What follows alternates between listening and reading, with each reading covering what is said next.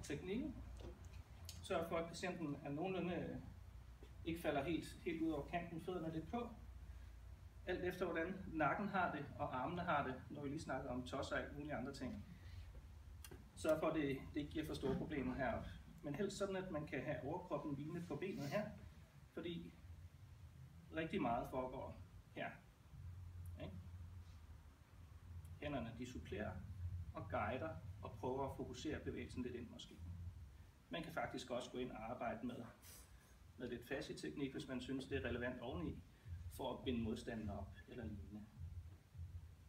Okay. Og man kan gå ind og bruge sådan lidt mere MET-lignende teknikker også. Tag en tyk indånding. Og slip pusten. Så man kan lave blid mobilisering hos dem, der er lidt mere over i sin boldgade. Og man kan gå ind og være forholdsvis kraftfuld faktisk, selvom det er generelt mobiliseringsteknik. Ekstension tilgængelig. Flexion lidt tilgængelig.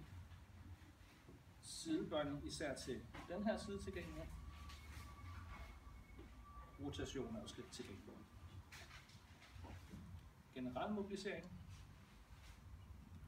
Eventuelt med lidt fokus i bevægelsen. Det er en generel mobiliseringsteknik, men man kan godt fokusere bevægelsen, så vi får omdrejningspunktet lidt mere lokaliseret til et område, man måske har vurderet er relevant. Man kombinerer bevægelserne lidt, så vi får lidt ekstension, sidebøjning, rotation.